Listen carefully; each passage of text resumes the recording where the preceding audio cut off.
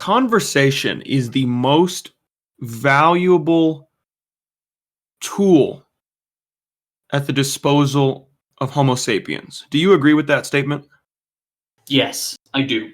I think there's a lot of science and there's a lot of historical evidence to support the claim that conversation really is the foundation of human growth, not only technologically, but societally, and you could even argue metaphysically, mentally. So there's a lot of examples, but basically, yeah, I would say that claim is pretty broad and pretty strong, but I would say it's correct, though. Throughout history, people obviously used conversation to pass down knowledge to their kin. They developed a traditional form of wisdom, this knowledge and experience you get throughout your life. And then, of course, you teach those younger than you to develop this wisdom, right?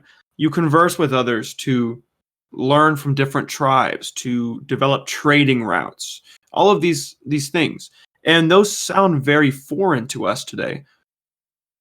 But it strikes me that this conversation is no less important today, if not more important, because today we have polarization, but this polarization isn't inherent.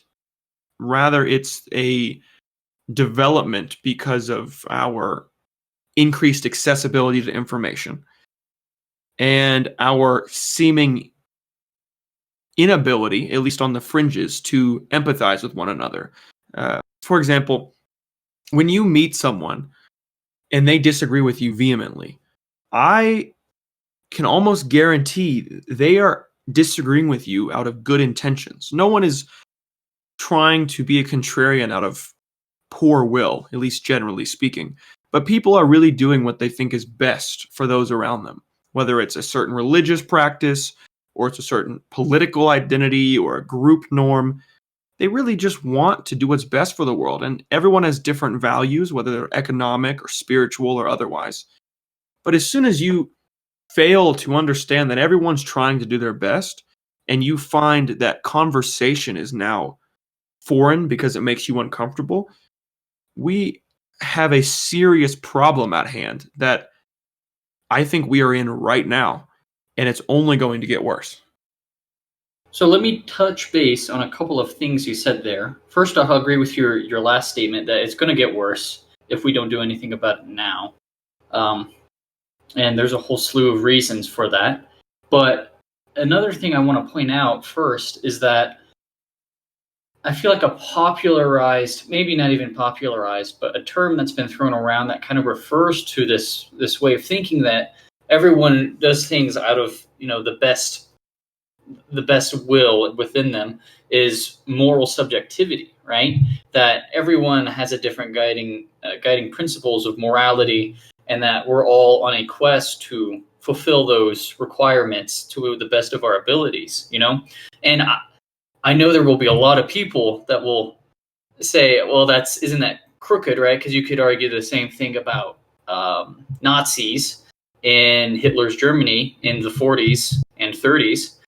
But what you did bring up as well, and I think this is the thing that differentiates what we're talking about from us just saying that, we should be okay with moral subjectivity, is that there should be a discussion that comes along with that, right? Sure, you can know someone that thinks it's morally okay to do something that might hurt someone, but they have a different perspective. As long as there's dialogue between the two parties, so that way there can become a better understanding of, okay, so this might actually hurt that other person, even though I think it's morally correct, right? So I think there needs to be more of that because, I do think there's plenty of misunderstandings. We kind of, I don't know if we said this on an episode, but we said it definitely on our own time outside of the podcast. If we had a chance to speak to someone like Adolf Hitler, we would definitely take the chance.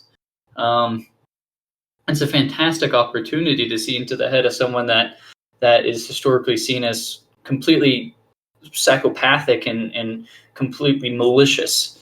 And I'm not here to advocate the Holocaust or the killing of millions of people that that were just as good as you and I. But I am here to say that if we can take it to such an extreme, bringing it closer to home will be an extremely easy feat. Getting to understand everyday people would be, I'm sure, easier in comparison to someone like Adolf Hitler.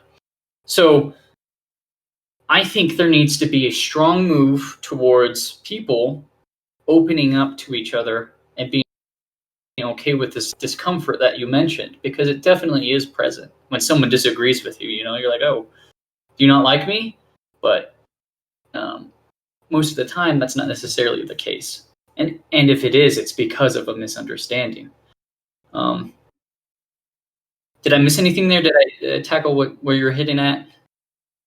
That conversation is so vital. Looking at Hitler, for example, there are probably people listening to us right now saying, that's unacceptable. We can't be having a conversation with the murderer that is Adolf Hitler.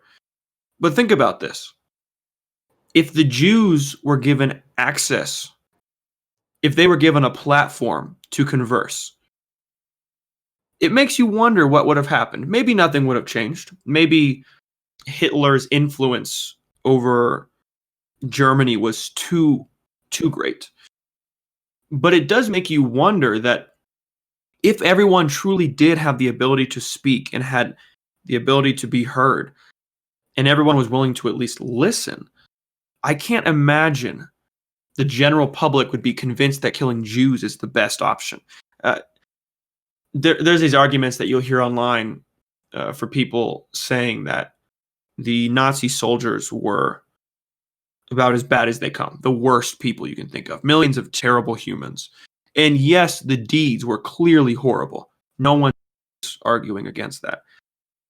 But could you have done any different? If you were, let's say, not a Jewish person, let's say a Catholic, Lutheran, in Nazi Germany, and you're being recruited to the Third Reich army, then what are your options here? There is no open dialogue. There is no town hall meeting where the Jews have their chance to speak, the Catholics have their chance to speak, and then Hitler sits in the middle and processes things and sees what strikes him as the most moral. That doesn't really happen, right? Now, unless I just don't know my history well. So back to your point of a conversation you and I have had off the air, I would love to have anyone on this podcast to speak with us or speak with us outside of the podcast, because you can never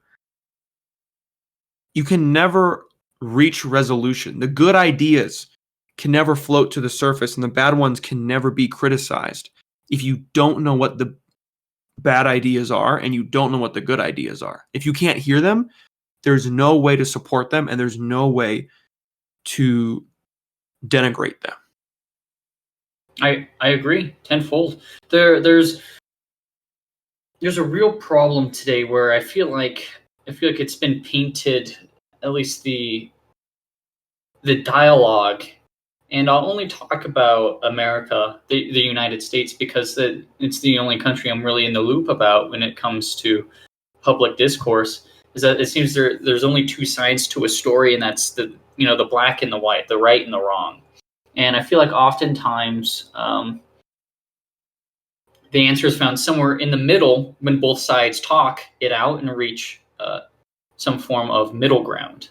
To use the term of Jubilee's popular video series on YouTube, where it takes two people from opposing viewpoints and basically has them butt heads. That's a more aggressive phraseology, but they have some pretty interesting discourse to try and find understanding between each other. And what's curious to me, Colton, is I think there's a lot of science to substantiate where this fear comes from, right? This fear of being wrong. I think there's a lot of biological implications in human social strata where we want to be accepted and we want to be high on the ladder so people look up to us. But consequently, we're scared to be wrong or look weak in that effect. So I'm no expert when it comes to analyzing human psychology and especially human social interactions. But I feel like the right answer lies in kind of defeating that knee-jerk response when someone disagrees with you, or dislikes something that you like. And I'll try to share something here. Maybe it'll help, or maybe it'll make me look pretentious. Hopefully not. But doing it more often makes it much easier to get used to. It sounds redundant because it's a very simplistic approach to the problem, a problem that seems so complex and so wicked.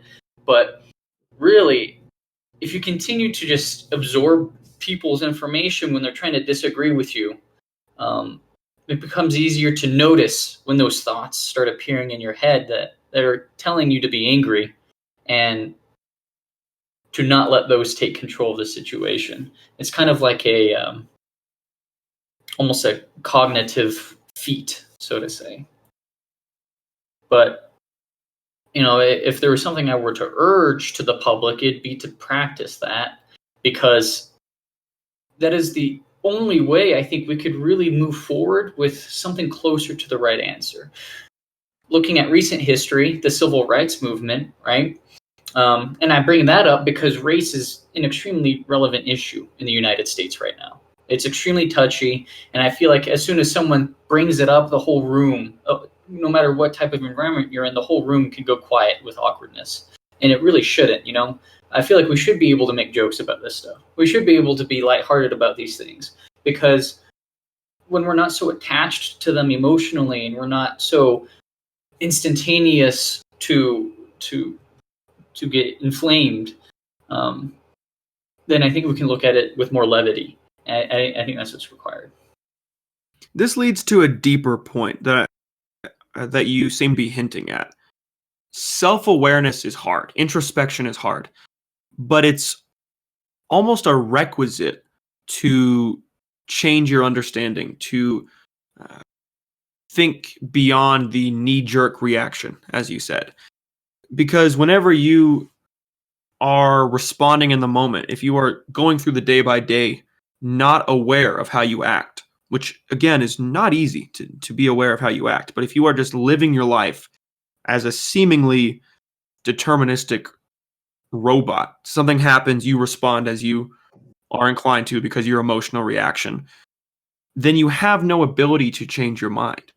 Only through conscious effort and proactivity can you change your viewpoint. Can you actually empathize with someone? Otherwise, all that's going to happen is you're going to hear a certain buzzword or phrase that someone says, and you're going to attach onto that because it combats your social identity or your preconceived notions. And then you won't be able to actually analyze the rest of what they're saying, their argument, or at least their statement. So this self-awareness is absolutely vital. Yes. And I guess we'll make this clear now. It sounds like this podcast isn't going to be, this particular episode isn't going to be one where we disagree a lot. But this sounds like one where I feel like many viewers might disagree with us, because listening to someone who has an opinion that's outrageous kind of sounds counterintuitive. But that's a tangential discussion there. Let's talk about more regarding this consciousness and this self-awareness you brought up. There are plenty of people I've watched and read things from. Dr. K from Healthy Gamers GG. I'm not going to pronounce his name because I don't want to butcher it, but any of you who know him already know exactly who I'm talking about. Sam Harris is another person who has practiced these things of like meditation and building conscious skills, so that way you can manipulate your brain. And I'm not going to even say brain because we don't really know the source of consciousness per se, but more so the faculties that control how you react to these thoughts that come up in your mind, because we really don't control when or what type of thoughts come up. And Dr. K and Sam Harris are both extremely qualified individuals. And so I think it's safe to say that relying on two very smart individuals, and there's even whole teams of people and scientists and researchers that have backed these findings, it really makes sense to make this a skill that all people should practice. This checking yourself, this making sure you're in control of your emotions. It sounds almost spiritual. It sounds almost, like I'm preaching something here that's of a higher power or completely unrelated to science, fact, or anything relevant today. Especially if you're someone that's more grounded on like the statistics and the facts and stuff. But again, I say this stuff is founded on science, and I think if more people came equipped with these skills into conversations, this would lend itself to more productive discussion, like me and Colton have been talking about. Yeah, it's important on two levels. It's almost a two-step process towards nuance. You could think of it as. So, step one, you have to be able to analyze your own understanding of the world, a meta-analysis of yourself. And that sounds really fancy, but all that's doing is, in the moment you hear something, you process why you reacted to it, if maybe you got emotional or you got irritated, and then you have a conversation and you listen. It's a two-step process to this nuance. Otherwise, you will be stuck in a world of black and white. Maybe that makes you comfortable, but I'm sure most people would agree being comfortable isn't all that matters in life. If half the U.S. is comfortable, that the other half is enslaved, well, you have a major problem. And everyone agrees to that. I don't know anyone who would disagree to that. So it is an invaluable skill that you and I are both lucky to have recently developed to a certain extent. Because once you understand this, and it sounds a lot like prophetic teaching of enlightenment, so I don't like to use this language, but it's true. Once you can understand why you react to things in a certain way, why it is that when I say Donald Trump or Bernie Sanders, some select few of you listening got some kind of emotional reaction just now, and you have some kind of preconceived notions about those two people. One probably makes you more angry than the other. If you can understand why that is, you have so much more control over the choices you have in your life. You have so much more ability to truly make decisions of your own free will and your own critical thinking and your own logic, and not simply because you have an emotional reaction that seems real enough, but in reality is not as real as you might think it is, insofar as your willpower is concerned. So let me bring up another interesting topic here that's been floating around the. I'm not sure quite how to phrase it, but it's been floating around media, particularly gaming, social spheres. So, a popular streaming platform, Twitch, Twitch.tv, which is basically a website where particularly gamers and people who are streaming more entertainment-related streams go as kind of a central hub for their community and for hosting their streams. They've changed their terms of service recently. And they've also changed community guidelines. And part of their community guidelines that has changed has been the banning of certain keywords that were often used to refer to people. I'm not even say mostly, but only sometimes in a negative connotation, right? So censorship and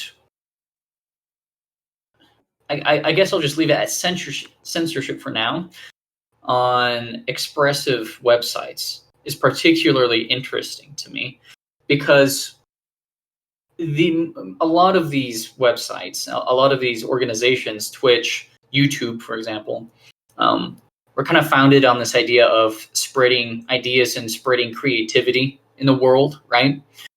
But they're now kind of locking down on hateful. I want to be careful with my wording here because I don't want to include certain categories of words and people that aren't affected by this. But I guess hateful might be the most general and kind of subjective, but the best thing that there is to describe what they're targeting, right? You can't call someone names in the comment section, particularly racial slurs. Racial slurs will be your quickest way out of any community access in YouTube. And now Twitch. And I find that particularly interesting that racial slurs have this extra weight to them. And I think there's a whole slew of reasons behind that. But on Twitch, let me get back on target here. On Twitch, they banned, I believe, the word simp. And for those of you who are unaware, yeah, Colin's smiling right now because his word is, it has some history behind it. But simp refers to someone who is basically donating money to a female streamer that they want to support. And I want to give some clarity here because simp is typically used in reference to someone who's seen as less, right? You call someone a simp if they're like throwing all of their money at this one woman they like streaming. And the whole joke, and I'll use air quotes. The whole joke behind it is that the girl's never gonna notice them because they're one of thousands of simps that give them money, right? I'm not gonna speak on behalf of people who think they're simps, but I think the idea here is that they think that they might one day be with that girl or be noticed by that girl or build a more intimate relationship with that person, right? And I don't think it's necessarily exclusive to that male-female interaction that I stated. I'm sure there's male streamers that you could simp for, but that word was banned, I believe. If you call someone a simp or you start using that term a lot, I think your account can get either banned or you'll get called on or suspended or something. I don't know the exact consequences, but that's one such example of more censorship happening on pretty popular entertainment websites and community hubs. There's a number of issues at play here, and we can touch on some of them, such as the fact that these are businesses, they're not government entities. But I'll push that aside for now because I think there's an even deeper core issue at stake here. And it's this distinction that I will clarify, just in case anyone's confused on our perspective here. There's a difference between supporting something and allowing something. These ideals of free speech we talk about are allowing speech because of the possible pitfalls of saying certain things can't be said. Hitler could say certain things can't be said, and we can't disagree because he's in power. Obviously a problem, right? So there needs to be some kind of relatively objective, or at least thoughtful subjective way to enforce this, or to rather fail to enforce this intentionally, and thus allowing any kind of speech. But that doesn't mean you're supporting something.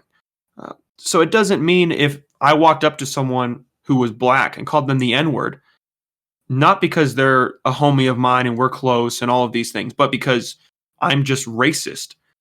I don't support that. I never will. But at the same time, you have to draw a line where speech that is only speech, that's not denigrating your higher education experience, it's not harming your ability to get a job. If it's only speech, you must not be able to enforce a reduction of this speech because it's so dangerous a slippery slope. And it sounds painful to hear, and I know people listening are going to disagree with that. But I challenge you to really think that through, because as soon as you invoke the idea that we can legislate speech on something like offense, then you are now legislating something in the eye of the beholder. You are legislating offense, but anyone could be offended about anything. And if the majority is now offended that I said the word magenta for God knows why, well, that's now offensive, and I can't say it anymore, right? And that's obviously, the N word and magenta are not even close to the same thing. Obviously, one is much more contrived than the other. But it's important to realize that if you accept this, then Hitler, again, to continue this point, because it hits home with a lot of people, Hitler could then say, I'm in power. The majority seems to support me, at least on the surface. Therefore, you can't say these certain words. Well, that's a problem, and we all accept that.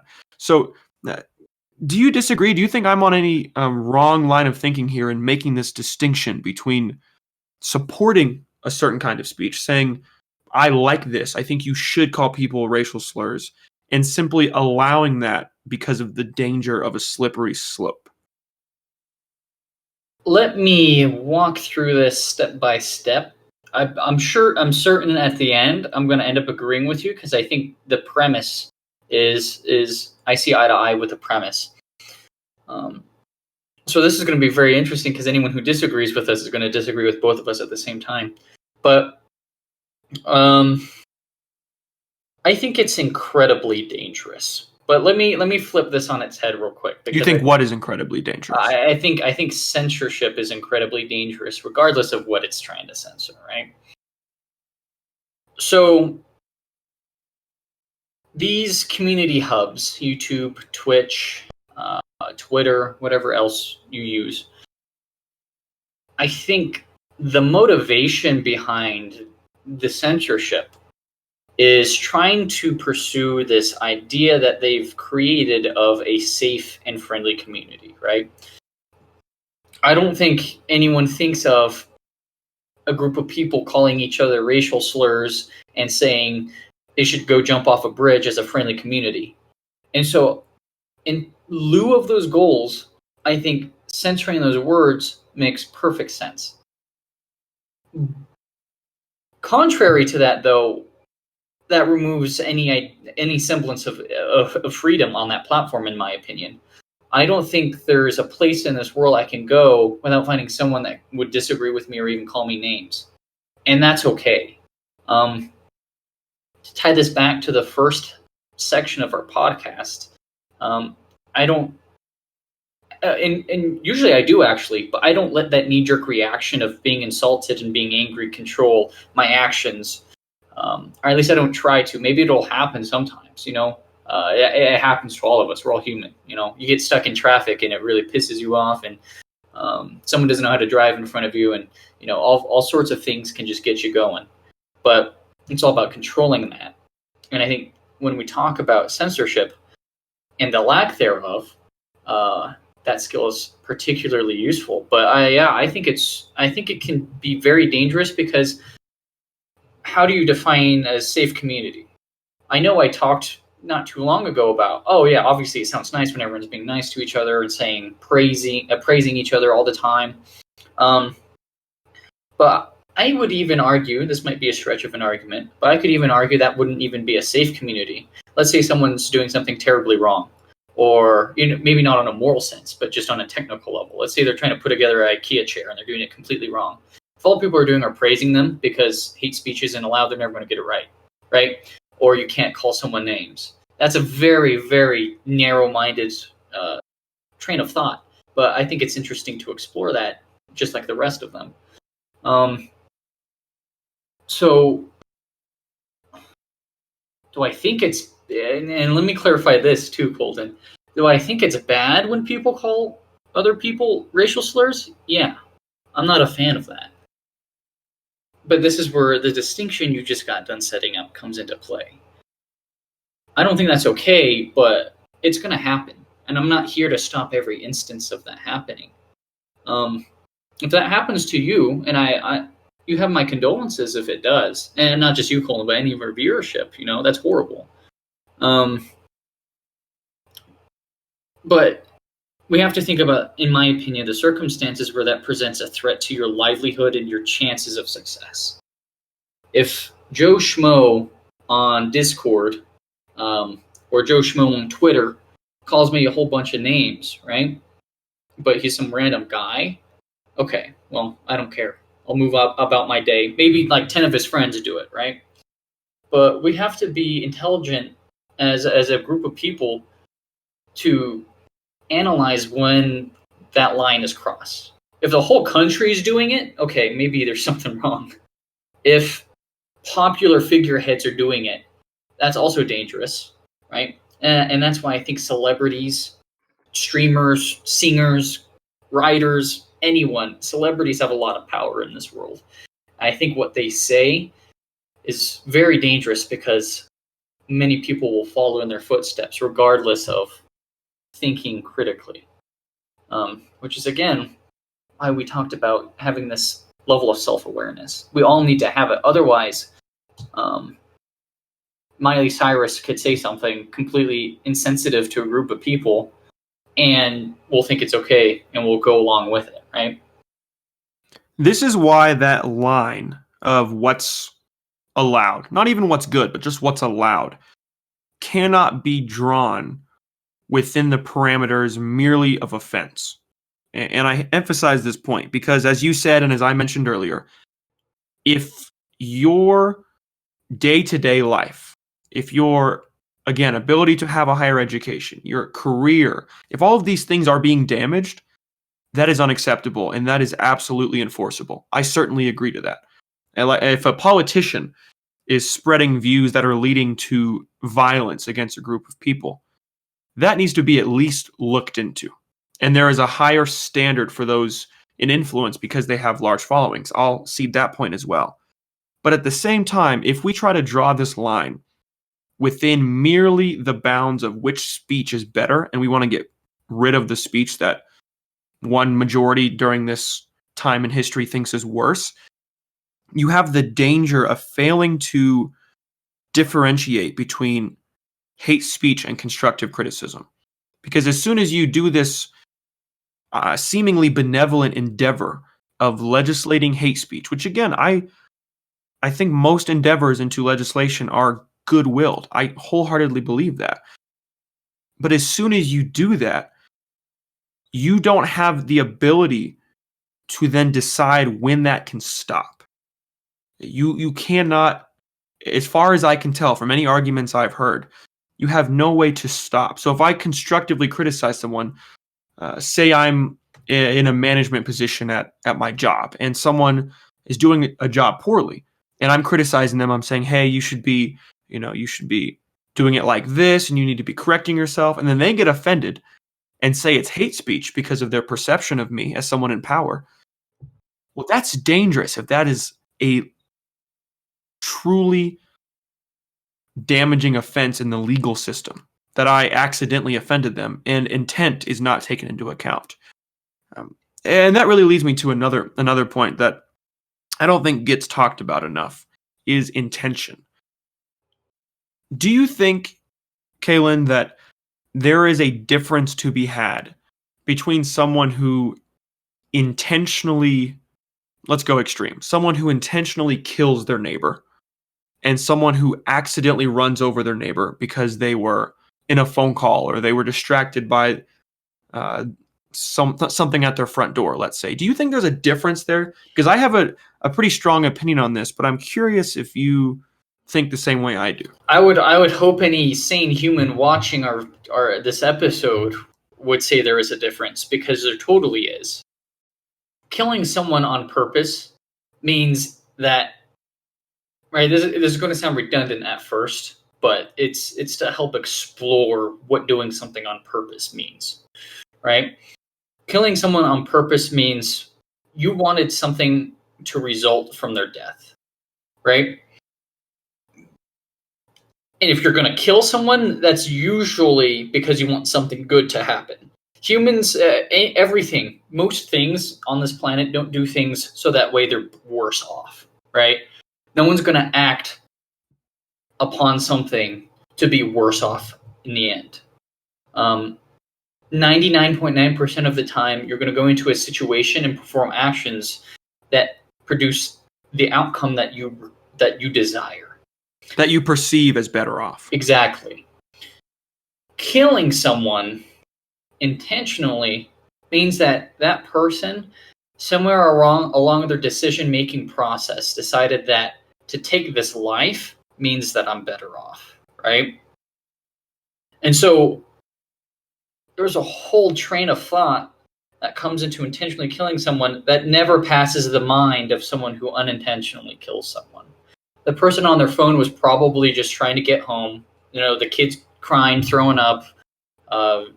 Their housemate called them, or they're late for work, and their end game wasn't trying to hurt someone. They're trying to be to work on time so that way they don't get penalized for being late, right? In such an example. And so let's take these two people. You have someone who has deliberately killed someone and has thought of what they get out of it for doing so, and a person who never thought ever in their life about killing anyone. And, you could take morality to the extremes here, but I'm going to argue that the person who was driving to work and was really speeding was just irresponsible at worst, whereas the person who intentionally kills is honestly sane at worst. Hopefully that's not a sane person, and I'd argue there's no sane person that would do something that laid out, that methodical when it comes to killing someone, unless you're like in the military, right? But that's a whole different train of thought, in my opinion. That gets drilled into you through years of training, through learning, and quite often out of necessity. People don't. It's not a necessity to kill people in today's society, and that's the other reason why. That this methodical murderer is probably not as good as a person as the person who accidentally did it. I suspect there are people listening to this who are saying, "Wait a minute, but you're missing the obvious here.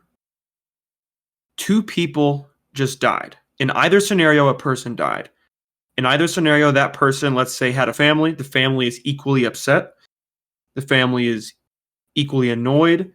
The impact on the community is probably pretty similar." Well, here's my response to that.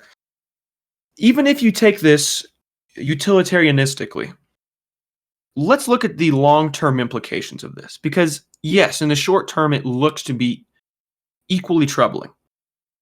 The difference is a negligent driver who, in some sense, was unlucky because let's say they were texting on their way home and they just so happened to be going through an intersection when a neighbor was going through the intersection, walking. Yes, that's horrible, and obviously it's negligent, and there is some fault to be had because of their negligence. But what's the chance that they're going to do it again? There's a distinction here because someone who seeks to murder someone else is likely to do it again. It's somewhere in their psychology, whether you call it a mental illness or not. I would argue it is. They have an inclination to take another human's life. Whereas someone who is just a piss poor driver does not have that inclination. So they are, in effect, not a harm to society as a murderer would be. Because someone who texts and drives, well, I know a lot of people who text and drive. And some of them are lucky and don't go through intersections on accident when their neighbors are out walking. And sometimes they're not as lucky, I'm sure. So there has to be a distinction here. I can't think of a reason how these two things could be conflated in any way. Right, and let me even add on to your point. The person who was negligent in their actions has a learning opportunity because the outcome of that event was not in their favor. Whereas the person who murdered had an outcome in their favor and although they're penalized, there's still more of an inclination to do it again because they had that inclination in the first place, right? Like I said, I don't think any human does things so that way they get worse off in life. And so these murderers, the penalty is to teach, right? In essence, the penalty is to teach that you shouldn't do this, don't do this anymore. But the difference is that in people who methodically carry out murders and homicides is that they had an inclination to do it, whereas accidental manslaughter or anything of that nature, there was not a smithereen of inclination to harm anyone, right? And so the learning, I think the side that did it by accident can learn a lot quicker than the side that has to teach themselves that they don't want that thing. You know, I think it's a much harder mental faculty to convince yourself you don't want to kill someone rather than convincing yourself that, and maybe I put this poorly, but convincing yourself not to do something to harm someone, you know. And I'm comparing the brains of probably a mentally ill person, and this is a bold claim, but you'd have to convince me that anyone in a civil society that has no reason to kill anyone but still does isn't mentally ill. And I can include depression as part of that. You know, someone murders your whole family and you want revenge. Maybe you were sane before that, but you're probably having mental issues now. So I would argue that. But yeah, I think intention tells 1,000 tales about who that person is. And we've been talking all this time about kind of crazy scenarios, but this really applies to all of today's social spheres, all of today's dialogue. So many people say so many things lightheartedly or let things slip. I've seen so many streamers, you know, slip phrases or slip something, and they get bashed for it. And I would hope there's someone out there who can explain to me why, you know, especially slips. I feel like when you accidentally say something, it is probably the least harmful thing ever. Because in essence, that's exactly what happened. You accidentally said it. I don't think it says anything about what you think about a particular people. Especially when those words are often conflated with, what are they called? Words you use when you like stub your toe. Or like something happens and you just... Exclamatories. Yeah, right. Exactly. I think those are the least harmful words. You know, there's no construction or no deconstruction of any opinion to be had there. There's no argument in those words. So they're, in essence, meaningless. So I think we should be paying more attention to intention. Ultimately, I agree. Yeah. And I wouldn't necessarily argue we should go vindicating everyone who did not have the intent to harm, let's say. Because again, someone still did die. There is still something to be learned here in the case of running over your neighbor. Someone arguably should be made an example of, because then we can learn from those who fail. We can learn to not text and drive, as one example. So I wouldn't say we should simply vindicate them completely, because then there is no responsibility to be had. And there are probably few cases where there is absolutely no responsibility. Maybe in the cases you mentioned of accidental slip-ups of curse words or something, those may have very few direct implications in the world, direct negative outcomes. But something like hitting your neighbor, well, no, your neighbor is now in the ICU or they passed away or whatnot. That's a problem. And someone has to at least have some form of repentance or be set as an example to promote anti-texting campaigns, whatever. You could do anything you wanted to off of that. But I wouldn't go as far as to say there should be no blame for someone who does something that has a direct negative outcome in the world, even if they did not have the intention of producing this outcome. I would only claim that the punishment, when it's equal to the crime, actually means something different, because the crime was not the same. One crime is intentional murder. one crime is accidental murder. Those are actually different crimes, I would argue. Yeah. And as a result should be combated differently, but should still be combated to a certain level. I agree. Yeah. And they're called accidents, like a car accident or anything of that nature. But you still learn from accidents. You still have to learn from accidents. Otherwise, they continue to happen. So I agree. I think there should still be some form of checks that are in place to ensure that people learn the lessons that they need to learn. In my opinion, it'd be quite taxing to know that you're responsible for someone's death. That would that'd be quite the learning lesson if you were me. But not all people are me, and not all people are like me. So I think a universal, a way to teach people these things is obviously still required, and that's what we have. We already have that to some extent. So let's tie this back to conversation specifically, because I, as you do, obviously value conversation, clearly. And something I really find amazing, a relatively new form of media, is podcasts, clearly. We are making a podcast, we're having these conversations, we find them to be important. But even then, I don't think they get enough credit. Look at someone like Joe Rogan, who at the time of uploading this podcast will have left YouTube for Spotify exclusively about a month ago.